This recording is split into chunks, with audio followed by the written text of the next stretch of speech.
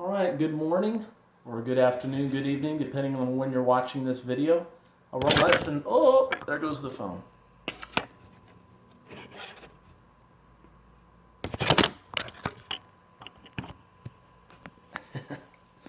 All right, I'm going to keep it mostly on the video. You're not going to see me much. We're just going to look here at the PowerPoint while I explain it. But we see here, we're going to talk about a normal distribution.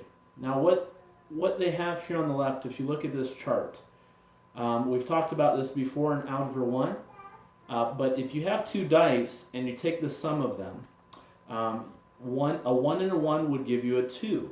Okay, a 6 and a 6 would give you a 12. Now, if you think about the odds of getting that, you're not going to get a sum of 2 or 12. There's only one chance out of 36 to getting both of those. Now, if you look here in the middle, it shows you at the 7 that you have a more chance of getting a 7. And if we were to make a distribution chart of this, a histogram, we see here that it makes this curve, where the majority of the sum is in the middle, and there's a very small chance on the outside of this actually happening. Now, you'll also see this normal distribution on ACT scores. You'll also see normal distribution on just anything that you tally or you compare, that the majority will fall in the middle, and you get very rarely, like on an ACT, you'll see some in the 99th percentile or the 1%. The majority are not on those end of things. The majority, when you're comparing any type of score or any type of data, will fall in the middle. Okay, and you see the majority will fall in the mean. All right, this is what we call bell curve. Now, there's not always this normal curve, this normal bell curve. Sometimes you would say it's skewed, like for instance, our class, Algebra 2. Okay, we've got a lot of very smart students, so the grades would be mostly on the right, whereas you're not going to have C's, a bunch of C's in the middle, and a bunch of D's and F's here on the side. You're going to be the majority of there. So that wouldn't be a normal distribution, but if you took a normal class, took a large class of 100, you would see that the majority of the scores in the class will fall in here. And it's pretty neat how, and I put diversity and unity, if you see that in here, is because it's neat how this works through many different things. Okay, and I'm actually going to have you, and I'll allow you to take 5 problems off your homework assignment for lesson 80 if you do this. And I hope most of you do this so we can keep track. But what I want you to do is go online, and there's a lot of different places you can go, and I want to see how many words per minute you can type. And if you do that, do one of those programs on the internet and figure out how many words a minute you could type. Maybe your best score, you can do it a few times and see what your best score is.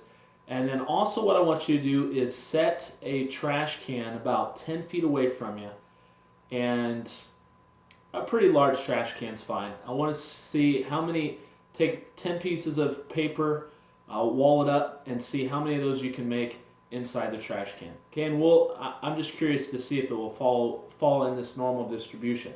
But you have, I think, 20 problems assigned for lesson 80. You can take 5 problems off if you do that for me, and then we can look at that data. All right, here we see that 68% of the data falls in what we call one standard deviation. Okay, and we're going to show you how to calculate that.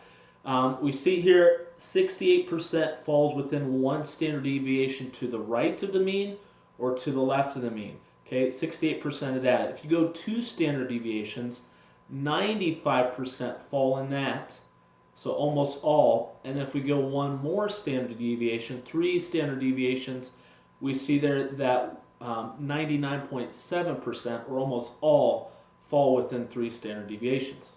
Okay, and a lot of scores are distributed this way. All right, now this Greek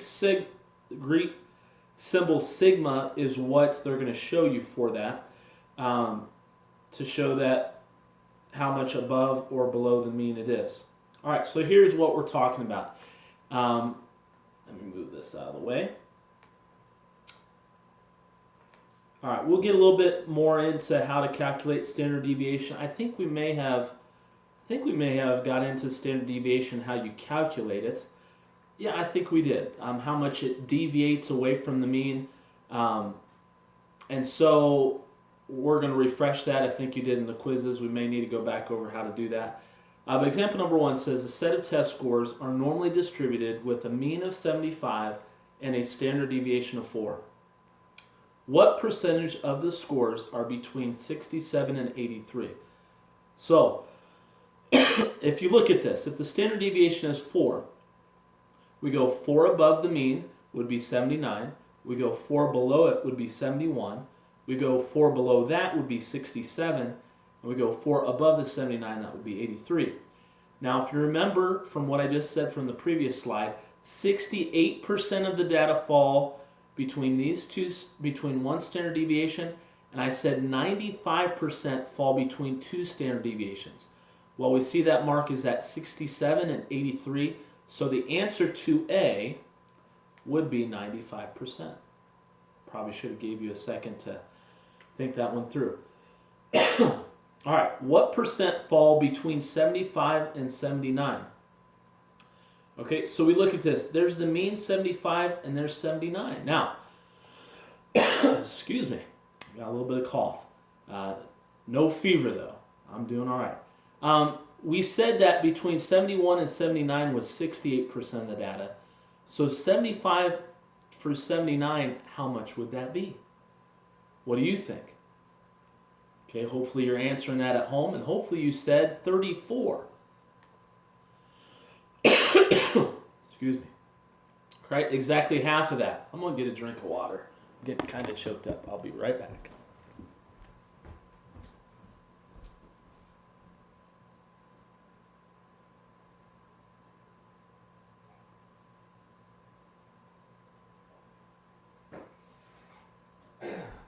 All right, that's better.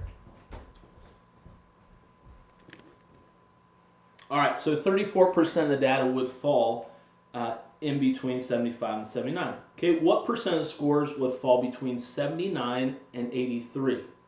All right, give you a second to think about that.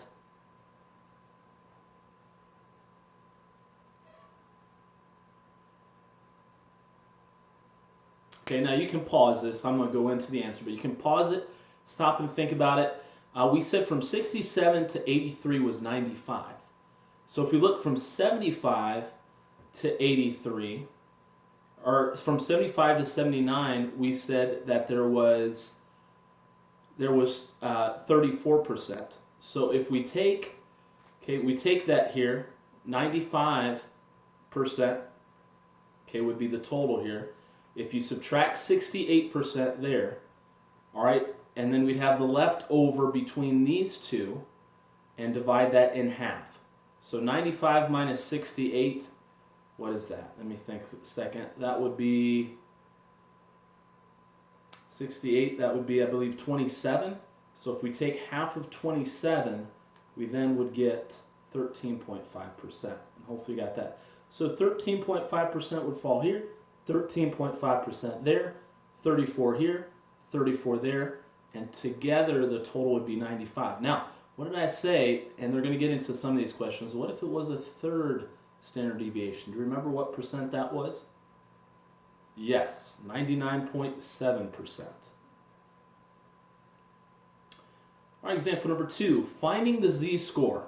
Okay, we find the z-score. That's going to tell us now in between percent. So this is what's going to tell you that, I scored in the 57th percentile on my ACT, or I'm in the 57th percentile on height. Well, how do they get that? Okay, this z-score, you're going to take x. Now x, if I was talking about height, that would be my height.